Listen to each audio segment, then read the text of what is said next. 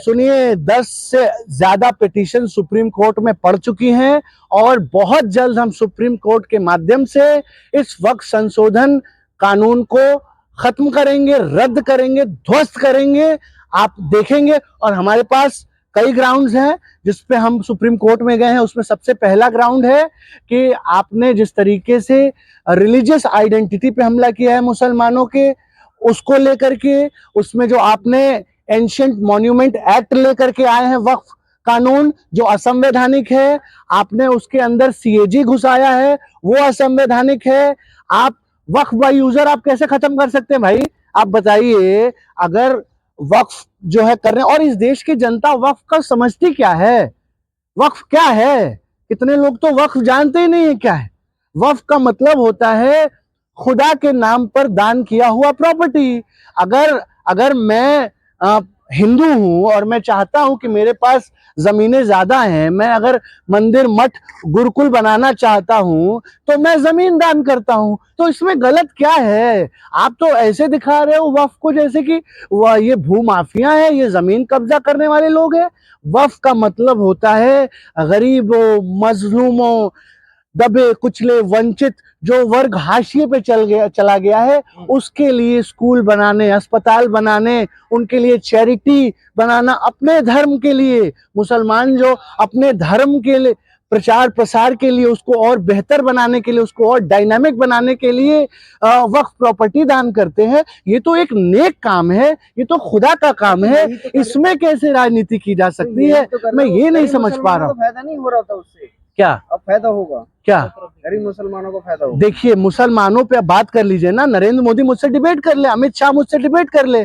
आज सबसे ज्यादा बेरोजगारी, आज 45% से ज्यादा मुसलमान कौम के अंदर बेरोजगारी है। आज सबसे ज्यादा अशिक्षा मुसलमान कौम में है। आज हर दूसरा बच्चा जो पैदा हो रहा है मुस्लिम कम्युनिटी में, वो कुपोषित पैदा हो रहा है। आज आप के देखिए इनकी प्रति व्यक्ति आय, आज अभी सरकारी नौकरियों का डाटा निकालिए, इस देश में 0.5% जो है नौकरियां मुसलमानों के पास है। 0.5%। आप कह रहे हैं ना मुसलमानों का हम रहनुमा बनना चाहते हैं नरेंद्र मोदी और भाजपा, करिए ना यहाँ काम, इनकी गरीबी खत्म करिए, इनको शिक्षा। आपने क्या किया? मौलाना आजाद का जो फेलोशिप मिलता था उसको आपने खत्म कर दिया। आप इस तरीके से मुसलमानों का, जो आपने हमेशा मुसलमानों का इस्तेमाल किया है अपनी सांप्रदायिक राजनीति को बनाए रखने के लिए इस देश को, और इनको बहुत आसान है। देखिए, तो अभी 11-12 साल नरेंद्र मोदी, भाजपा, आरएसएस जानती है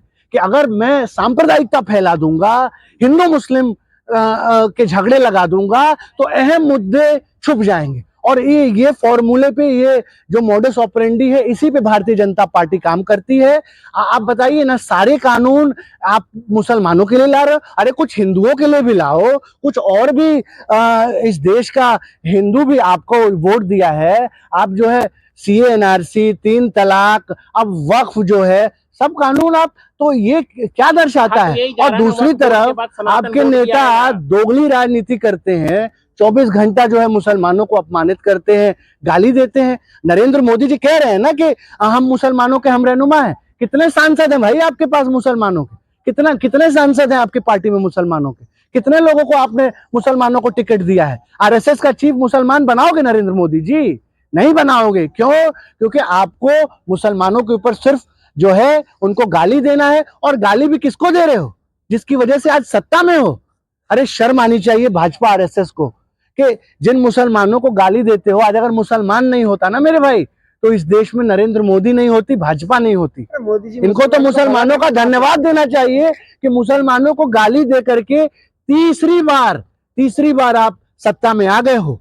तीसरी बार। मोदी जी मुसलमानों का भला करना चाहते हैं। नहीं, हम बार बार आपसे कह रहे हैं, मोदी जी से कह रहे हैं, अमित शाह जी से कह रहे हैं कि हम हाथ जोड़ के आपसे अपील करते हैं। हम शांति प्रिय लोग हैं, अंबेडकर जी को मानने वाले लोग हैं, गांधी जी को मानने वाले लोग हैं।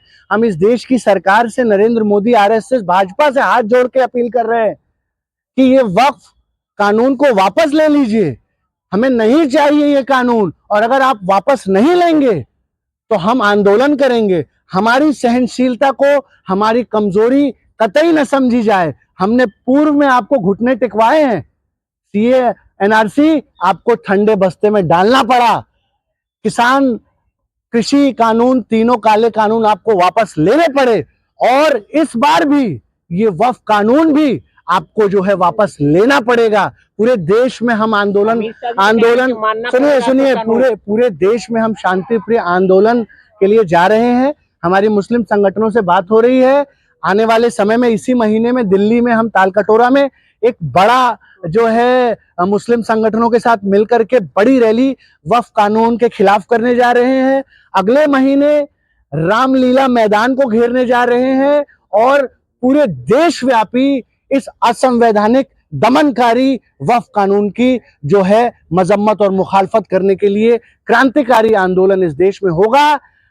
हर गली चौक मोहल्ले जाएंगे, इस देश की जनता को जागरूक करेंगे और क्रांति की अलख जगाएंगे इस तानाशाह सांप्रदायिक सरकार के खिलाफ। ब्राह्मण होकर आप वक्फ बिल का विरोध कर रहे हैं, समर्थन करना चाहिए आपको। मैं कोई ब्राह्मण और कोई यदुवंशी और कोई क्षत्रिय नहीं हूं, मैं इंसान हूं, भारतीय हूं, और भारतीय होने के नाते ये मेरा कर्तव्य है कि अगर मेरे देश में मेरे किसी भी धर्म के खिलाफ अगर प्रोपोगेंडा किया जा रहा है, अगर दुष्प्रचार किया जा रहा है, सांप्रदायिकता फैलाई जा रही है, तो मेरी पूरी जिम्मेदारी है कि मैं उसके खिलाफ लड़ूं।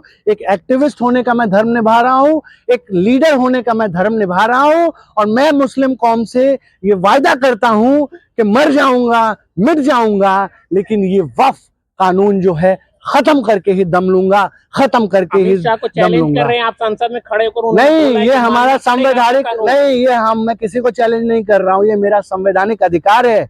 हम आंदोलन करेंगे, हम जो है आमरण अनशन करेंगे, हम हर वो डायरेक्ट एक्शन अख्तियार करेंगे जिससे कि इस जमहूरियत के इस तानाशाह फैसले को बदला जाए। उस तरह से करेंगे आप क्या? नहीं, बंगाल की जो घटना है और उस पे हम खेद प्रकट करते हैं, निंदनीय है, और ममता बनर्जी की सरकार को तत्काल प्रभाव से इस्तीफा दे देना चाहिए। मैं समझता हूं अगर ममता बनर्जी से बंगाल नहीं संभल पा रहा है तो आपका ममता बनर्जी कुर्सी है तुम्हारी, जनाजा तो नहीं, कुछ कर नहीं सकती, तो उतर क्यों नहीं जाती हो ममता बनर्जी जी? अगर आपसे बंगाल नहीं संभल रहा है तो आप उतर जाइए। और नरेंद्र मोदी से मैं कहना चाहूंगा कि आप लगा दीजिए वहां बंगाल में जो है राष्ट्रपति शासन। अगर बंगाल में हालात खराब हो तो ये केंद्र की भी जिम्मेदारी है।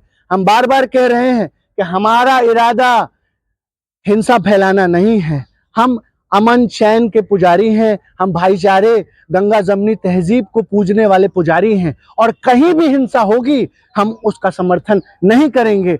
हम वक्फ कानून के खिलाफ हैं, खिलाफ रहेंगे, और इसके खिलाफ एक शांति प्रिय अहिंसक आंदोलन हम करने जा रहे हैं, पूरे देश में करने जा रहे हैं। और मुझे पूरा भरोसा है कि इस देश को एक रखने वाले लोग, भारत की आइडिया ऑफ इंडिया में भरोसा रखने वाले लोग हमारा साथ देंगे, और इस काले दमनकारी वक्फ कानून को हम खत्म करेंगे। धन्यवाद। जय हिंद, जय भारत।